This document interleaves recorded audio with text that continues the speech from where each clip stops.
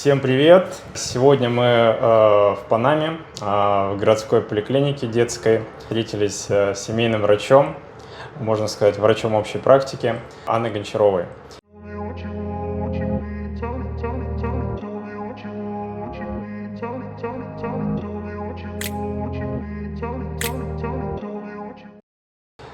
Анна, расскажите, пожалуйста, как вы вообще связали свою деятельность с медициной и чем она вас привлекла? Ну, любовь к медицине, наверное, от мамы. Мама у меня прошла всю войну как старший лейтенант медицинской службы. Она была прифронтовой медсестрой в прифронтовом госпитале. И потом, после войны, работала практически всю жизнь старшей медицинской медсестрой в Цимлянской районной поликлинике в Ростовской области. Ну и я росла в окружении медработников. Может быть, это каким-то образом тоже повлияло. И я поступила после школы в Ростовский-на-Дону государственный медицинский институт, который сейчас стал университетом. Окончила, работала 6 лет в Ростове-на-Дону. Ну, потом по личным обстоятельствам приехала жить в Панаму. И вот до сегодняшнего дня работаю здесь общим врачом в системе социального здравоохранения Панамы в районной поликлинике. А вы приехали в Панаму не по направлению, а самостоятельно? Нет, я приехала по семейным обстоятельствам. Хорошо. Ну, вы рассказали, что у вас родители, династия такая связана с медициной. То есть вы сами все-таки выбрали, родители настаивали? Нет, не настаивали. У меня и мама, и старшая сестра, они обе медработники. Не настаивали, но, наверное, каким-то образом сориентировали. Потому что в детстве я очень любила рисовать, у меня папа очень хорошо рисовал. И я думала поступать в художественное училище. Но вот все-таки медицина взяла верх. Художественное училище я окончила много позже, уже здесь, в Панаме. И продолжаю работать на этом поприще тоже. Но абсолютно не жалею о том, что пошла в медицину. Мне очень нравится здесь работать. Люди в Панаме в большинстве своем отзывчивые. Если врач к ним относится со вниманием, то и они отдают взамен свою душу, доверяют. Я в этой поликлинике работаю с 95-го года, то есть уже есть пациенты, которые в 3-м поколении ко мне приходят, бабушки, родители и потом дети. Я очень этим довольна, это удовлетворяет, наверное, любого врача. По профессии вы сами специализацию выбрали, врач общей практики, или у вас по направлению? Нет, я была эпидемиологом в России. Приехав сюда, столкнулась с тем, что здесь система профилактической медицины довольно сильно отличается. И мне предложили либо переквалифицироваться, вернее, не переквалифицироваться, может быть, перестроиться на систему работы, которая ведется здесь, либо работать общим врачом. Но здесь в то время, во-первых, эпидемиолог, по-моему, был только один на всю страну. А во-вторых, здесь работа эпидемиолога ведется больше как статистическая. Мы в России, в Советском Союзе в то время, мы работали тесно с инфекционными отделениями больниц, мы выходили в очаги, то есть это было немножко по-другому. Ну и я решила, лучше тогда я буду работать общим врачом. Нужно было пройти 2 года интернатуры, нужно было, чтобы Министерство здравоохранения Панамы признало мой диплом. Нужно было представить оценки мои в течение обучения в Ростове. Ну, в общем, пройти через все эти испытания было не так просто. Плюс изучить язык, который для меня был иностранным в то время, сейчас он уже стал 2-м языком. Ну и вот, как я уже сказала, с 95-го года работаю в этой поликлинике. До этого работала в другой, но на скорой помощи, не на приеме. А подтвердить тяжело было диплом российский, советский? Были некоторые сложности, в основном связанные с тем, что у нас еще не было дипломатических отношений между Россией и Панамой. Значит, нужно было пройти ряд министерств, ведомств, чтобы заверить все эти документы, плюс перевести их на испанский язык, плюс заверить их в третьей стране, где было представительство Панамы. Потом, приехав в Панаму, снова пройти через все эти этапы. И потом ждать. Первое время я работала по контракту, потому что не было постоянного назначения. Пройти 2 года интернатуры по всем абсолютно специальностям медицинским. Потом была работа на скорой помощи, где приходилось принимать взрослых, детей, беременных, рожениц, ушивать раны, принимать роды. В общем, опыт был довольно богатый, он мне помог, но было непросто. А вот систему государственную сразу выбрали все-таки или частные тоже имели практику здесь? Я работала одно время в частной клинике, но давно уже от этого отошла. Решила посвятить оставшуюся часть дня моей личной жизни, моей семье, моим детям. Поэтому уже лет 15, как я не принимаю ни в частной клинике, ни на дому. Тоже иногда мне звонят и спрашивают, могу ли я приехать обслужить какого-то пациента на дом. Нет, я сейчас работаю только здесь, только в системе социального здравоохранения. Если кому-то могу помочь именно здесь, на этом рабочем месте, с удовольствием, особенно землякам, которым нужна, может быть, в какой-то момент моя помощь, но вот только здесь, в этих стенах. Хорошо. Как раз по поводу того, что помочь. Как вам можно обратиться здесь? Это платные услуги, бесплатные? Нужно состоять в какой-то системе, иметь седулу, либо иностранец может со своим паспортом к вам обратиться? Нет, к сожалению, эта система предусматривает обслуживание медицинское только тех людей, которые в нее записаны. То есть это система социального здравоохранения, Seguro Social называется по-испански. Это люди, которые в определенный момент подают заявление на то, чтобы их приняли в эту систему. Они в течение своей жизни оплачивают определенные взносы и таким образом имеют право на бесплатное, может быть, оно в кавычках бесплатное медицинское обслуживание, но, во всяком случае, не за консультацию, не за лекарства, не за обследование, не за лабораторные анализы им платить ничего не приходится. И, кроме того, они имеют право на свой счет записывать, например, муж свою жену или дочь своих родителей, дочь, сын, дети своих родителей, то есть родители детей, либо дети родителей, либо муж жену, либо жена мужа. Вот такая система. А как в эту систему попасть все-таки? Вот, допустим, иностранцу, я так понял, туда вообще никак не попасть. Существует такая возможность тоже добровольного оплачивания взносов. Для этого нужно обратиться просто в Генеральную дирекцию системы социального здравоохранения, узнать там, какие нужны для этого документы, подать заявление, и, в принципе, да, можно тоже. Любой иностранец, значит, может, если у него есть вид на жительство. Хорошо. А есть возможность, если пенсионер, допустим, в Панамский нигде не работает, он может, соответственно, обратиться? Его могут записать его родители, его дети. Его дети? Да. А если он один? Вот тут уже сложнее. То есть, если он в течение своей жизни никогда не работал, то он просто не может платить эти взносы. Если же он пенсионер, который отработал, то, конечно, в большинстве своем все имеют на это право. Либо обслуживаться тогда, вот то, что называется Centro de Salud, то есть это здравпункты, это другая система, это Министерство здравоохранения. То есть здесь две системы: Министерство здравоохранения и система социального здравоохранения. Они разделены, они не работают вместе. И поликлиники у них тоже разные? Тоже разные.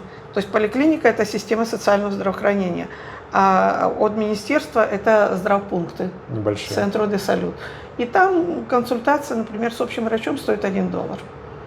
То есть это доступно тоже для всех, это не бесплатно, но это стоит очень дешево. Так же, как и госпиталь Санто-Томас, его называют госпиталь для бедных. Там люди должны платить какие-то деньги за обслуживание, за операции, за обследование, но намного дешевле, чем в частных клиниках. Там большие очереди, наверное? Да, очереди и там, и здесь тоже большие, да. Если по очереди сказать, вот записаться к вам, это сколько нужно ждать? К общему врачу не столь долго. Несколько дней, 2-3 дня, может быть, неделя. А к специалистам, да, к сожалению, специалистов у нас недостаток. И есть еще такая система, которая, например, вот нас, общих врачей, ограничивает в направлениях к специалистам. Например, к кардиологу, к невропатологу, к нейрохирургу, к эндокринологу, к гастроэнтерологу я напрямую не могу послать пациента. Он обязательно должен пройти через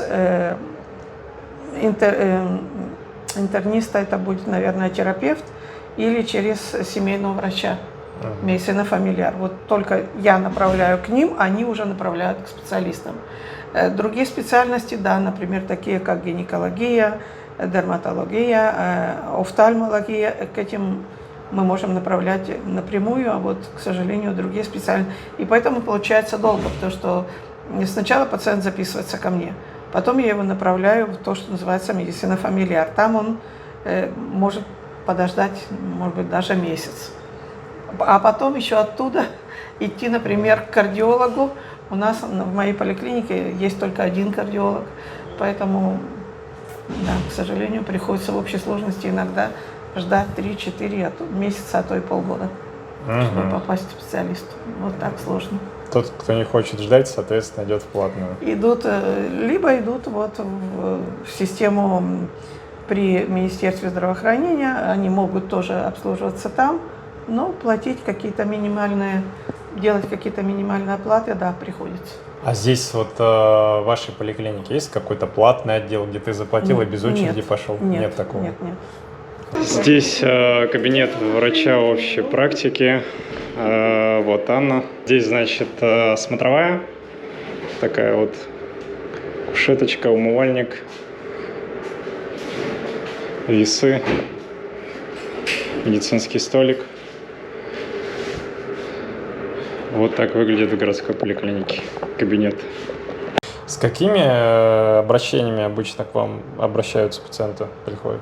В большинстве своем это хронические заболевания, гипертония, диабет, заболевания костной системы, гастриты. Ну, иногда какие-то легкие травмы, не требующие вмешательства, например, хирургического. Принимаем мы от 18 лет и старше. У нас много педиатров тоже в поликлинике, то есть от 0 до 18 лет принимают педиатры, от 18 лет и старше принимают общие врачи. Ага, понял. Хорошо. А какие необычные случаи вообще были в вашем опыте здесь? Был один случай, но не здесь, а когда я работала на скорой помощи. Это была... Есть такой район, не знаю, может быть, ты уже немножко сориентировался, Хуан-Диес называется, такая красная зона, и поликлиника там работала, скорая помощь работала 24 часа в сутки, и вот я как-то дежурила, и мне звонят и говорят, что на такси везут роженицу.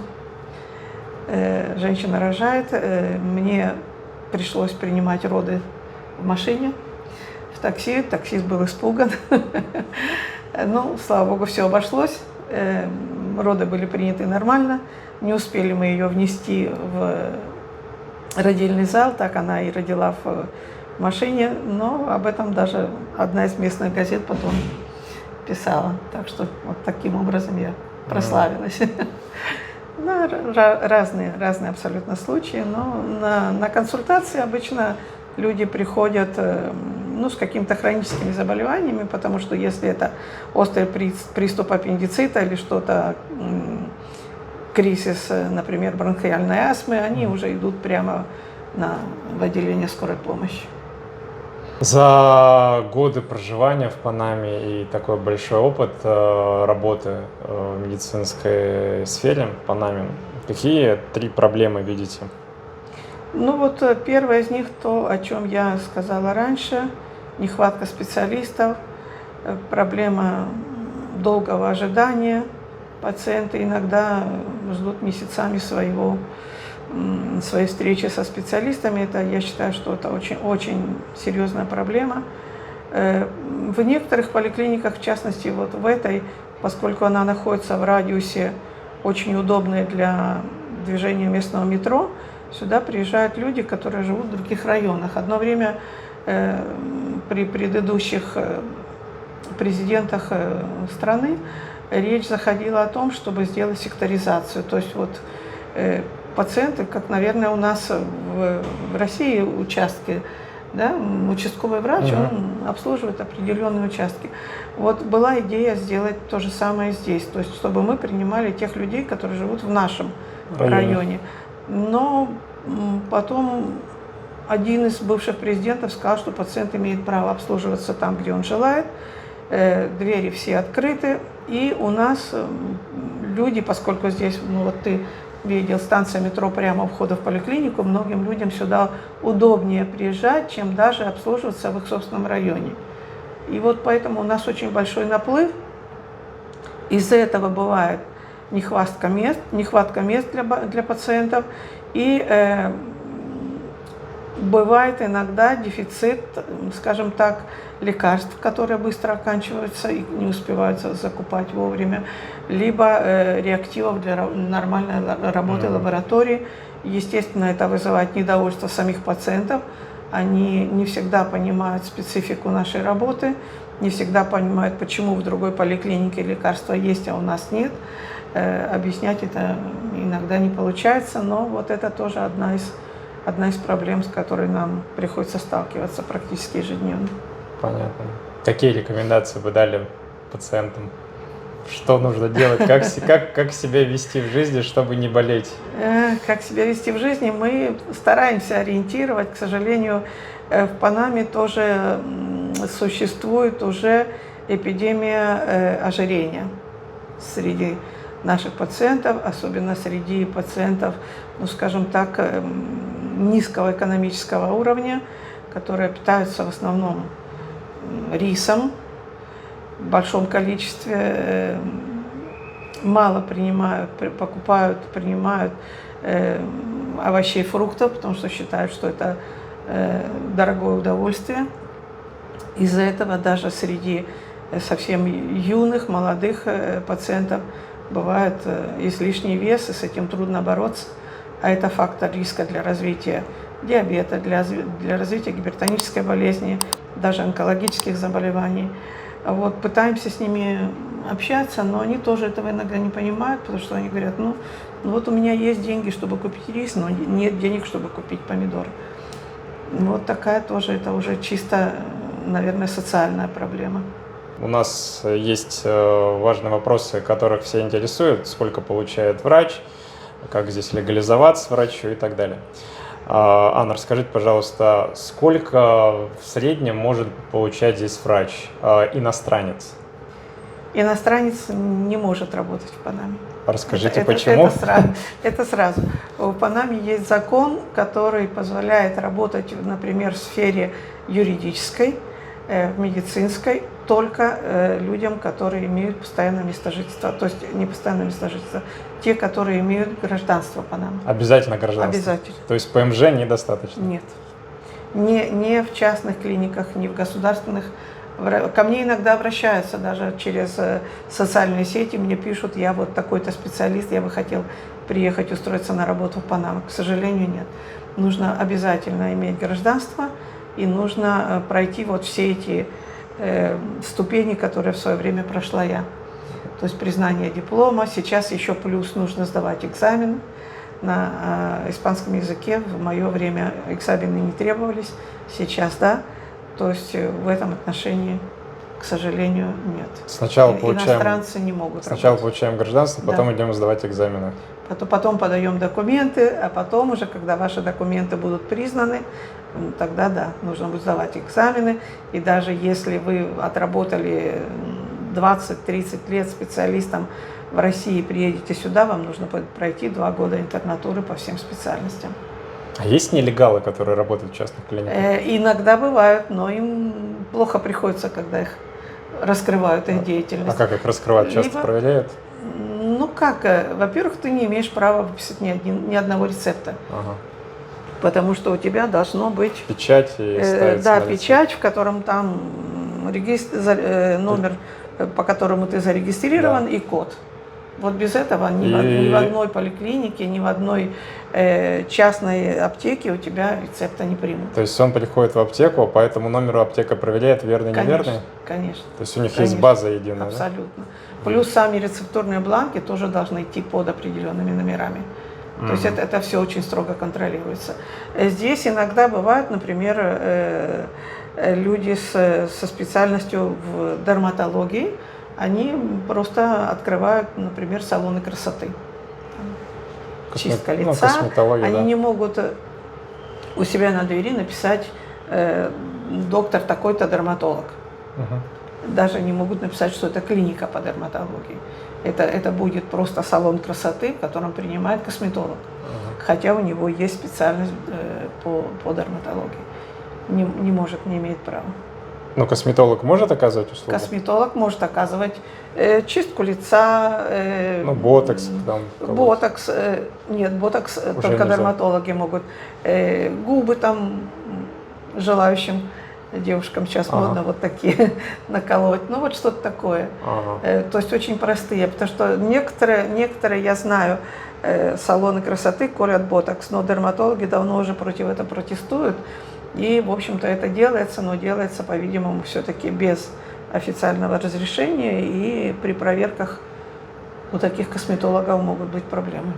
Могут закрыть просто их. Хорошо. А если косметолог должен обучиться, чтобы делать больше манипуляций, подтвердить документы, получить гражданство, а сама клиника, вот, которую человек планирует, иностранец, создать в Панаме, она должна иметь какую-то лицензию соответствующую, нужно пройти, получить санэпидемзаключение или как? Мы говорим о косметологах? Да. Нет, для этого лицензии ничего не нужно. Просто помещение и все? Ну да. А если какую-то медицинскую клинику или лабораторию открываешь, то там уже обязательно. нужно? Обязательно нужно разрешение. Хорошо. Если поинтересоваться у вас, сколько в среднем здесь может получать врач общей практики и вот врач-реаниматолог? Насколько у них разница? Во-первых, это тоже зависит от категории. Потому что мы начинаем работать с 6 категории до высшей. Вот так поэтапно поднимается категория. Я, когда начинала работать, у меня зарплата была меньше $1000, около $950 в месяц. Это какие года? Это были в конце 80-х, начало 90-х. А потом оно постепенно поднимается. Вот сейчас общие врачи в среднем зарабатывают где-то около 4000, специалисты больше 5000. Но это тоже зависит от профиля, кто-то больше, кто-то меньше. И тоже зависит от времени работы, потому что каждые 2 года нас тоже повышают в категории. И в соответствии с этим повышается зарплата. А повышение категории, оно автоматическое или нужно сдавать экзамены? Автоматически. Нет, автоматически. А какая пенсия может быть у врача? Пенсия тоже зависит от того, сколько лет ты проработал и сколько денег ты внес в систему социального здравоохранения. На основе этого рассчитывается пенсия. Но, к сожалению, пенсии получаются намного более низкие, чем последняя, например, зарплата. Если бы нам оплачивали пенсию по уровню моей последней зарплаты, это было бы замечательно. Но, к сожалению, я не знаю, на чем основаны эти подсчеты, но получается где-то втрое меньше, когда ты уходишь на пенсию, получаешь. Поэтому многие врачи, у которых уже есть пенсионный возраст, они предпочитают продолжать работать. Я разговаривал. Потому что, да, есть у людей, знаешь, компромиссы, ипотека, я не знаю, машину только что купил, и вдруг ушел на пенсию, уже у него денег не хватает, чтобы все это оплачивать. Мне рассказывали некоторые врачи, что пенсия может быть 6-7 тысяч долларов. Такого я не слышала. Хорошо. А сколько в среднем здесь стоит консультация в частную клинику к общему врачу? К общему врачу, когда я практиковала, это было $20. То есть это тоже не имеет юридического основания, скажем так. Если я беру $20, кто-то может быть 30, кто-то 40, кто-то 50. Вот в таких пределах примерно. А у специалистов ну, где-то от 70 до 100 долларов консультация. А цену они сами назначают, врачи, то есть? Да. Я вот увидела, что система частной медицины, она выстроена так, что есть клиника, она отдает в аренду помещение врачам, они арендуют. Кому-то в аренду, кто-то покупает Да, помещение. и сами создают там свой ресепшн, своего администратора и так далее. Ну, то есть, если так грубо выражаться... Администратор нет, если только тебе принадлежит вся клиника. Но если ты там берешь в аренду помещение, либо покупаешь, то администрация все равно будет принадлежать этой клинике, не тебе лично. Секретаря, да, ты имеешь право иметь своего секретаря и, может быть, какого-то помощника, среднее или младшее медицинское образование, которое, например, у гинекологов нужна правая рука, чтобы принимать своих пациентов. Но это уже оплата им ведется уже со стороны самого врача-специалиста. Ну да, я имел в виду вот администратор врача, который сидит, у него некий свой ресепшн. Ну это не администратор, это регистратура и младший медицинский персонал, который помогает подать инструменты, да. Взвесить пациента, измерить, померить давление и так далее. Хорошо, Вот у меня вопрос возник. Вот Pacific Salute, там я был, и приходишь, ну, каждый вот врач сам по себе, да, то есть свою цену назначает и так далее. Мне показалось такой некий как бы рынок. Ну, то есть ты заходишь в такой торговый комплекс. Да, это в большом проценте, конечно, это бизнес. Вот. То есть в России, если ты заходишь в частную клинику, все-таки есть главный администратор, ресепшн, да, все через них, и врач не будет сам себе цену назначать. Я это к чему рассказываю? Насколько вот разница с нашей частной медициной, панамской частной медицины? Мне сложно ответить на этот вопрос. Во-первых, я давно уже не работаю в России, я не знаю, сейчас система здравоохранения там тоже изменилась вместе со всеми изменениями, перестройки и прочее. А во-вторых, я здесь, в Панаме, тоже уже почти 20 лет не работаю частным образом, поэтому мне сложно сопоставить, какая разница между той системой и этой системой. Наверное, тоже зависит от самой клиники. Здесь есть клиники более традициональные, как Пайтия, как Сан-Фернандо, Ла-Америкас. А есть совершенно вот новые клиники, Пунта Пасифика, Панама Клиник, это новые. Не знаю, я не могу сказать, по какой системе они работают, я просто с этим не знакома. Просто там получается, даже если врач там назначил цену, ты вроде у него услугу получил, а кто-то идет там на пластическую хирургию или еще какие-то другие услуги, к примеру говоря, у него возникли обращения, некая жалоба. Кому обращаться, кому жаловаться? К директору этого госпиталя, наверное. Ну, директор госпиталя продал ему это, и все, как бы кабинет. Нет, все равно они несут определенную ответственность за персонал, который работает в этой клинике. То есть юридические вопросы все-таки отвечает клиника или сам врач? Клиника, конечно. То есть врач, безусловно, тоже отвечает. Если есть какая-то жалоба лично на него, то это уже вопросы юридического характера. Опять же, это не в моей компетенции. Но в любом случае клиника, в которой этот врач работает, даже если он купил просто вот 4 стены, кабинет, в который он принимает, клиника все равно несет за него ответственность, безусловно. То есть пациент будет разбираться и с клиникой, и с врачом? Ну, наверное, так. Понятно. Потому что в России, если ты обратился в частную клинику, получил некачественную услугу, ты жалуешься в клинику, обращаешься с клиникой, да, и уже все вопросы с клиникой. Клиника тебе компенсирует и так далее, потому что клиника самостоятельно разбирается с врачами своими, почему они таких подобрали и так далее. То здесь система такая, что ты пришел к врачу, индивидуально договорился по цене, по услуге, по времени, по записи. Какие-то проблемы, ты уже начинаешь решать вопросы с 2 инстанциями, с клиникой, с врачом и так далее. Ну, я не юрист, я не могу, наверное, высказать правильного мнения на этот счет, но иногда ведь бывают, когда пациент обращается в суд не против той или иной клиники, а вот именно против врача, который, может быть, допустил какую-то врачебную ошибку, и пациент обращается в суд именно против, ну, уже на персональном уровне, так сказать. Ну, да. Такое тоже бывает, к сожалению. Как вообще здесь со стоматологией? Стоматология здесь только частный сектор занимает, почему? или У нас на государственный втором тоже? этаже находится отделение стоматологии. Тоже, да? Пациенты идут туда без направления, записываются напрямую. Есть практически все специалисты в этой области. И, в общем, система та же самая. Они записываются на прием, они обследуются. Если нужно просто удалить зуб или полечить, или там какие-то другие проблемы вот в этой области, все это делается здесь так же бесплатно, как и все остальные консультации. Супер. Вы про скорую помощь затронули. А скорая помощь выстроена только государственная или есть частная тоже? Нет, во всех частных клиниках есть отделение скорой помощи. Частная, да, скорая? Обязательно, да. Ну, то есть понятно, что у каждой клиники своя цена, опять-таки. По-видимому, так. Ясно.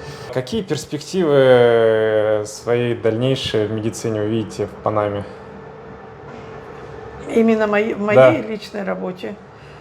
Вы знаете, когда я вот в этой поликлинике уже работаю, получается, почти 24 года, больше, уже забыла. У меня перспектива остаться здесь, насколько мне позволяет мое здоровье, продолжать работать. Многие больные, как я уже сказала, сюда приходят, мои пациенты в третьем поколении, они меня знают. На протяжении всех этих лет уже, ну, наверное, создаются какие-то очень доверительные отношения у пациентов ко мне, у меня к ним. Ну, практически, можно сказать так, на семейном уровне. Некоторым из них я даже даю мой личный номер телефона, чтобы они мне звонили, если есть какие-то проблемы, чтобы обращались напрямую, чем могу, помогу.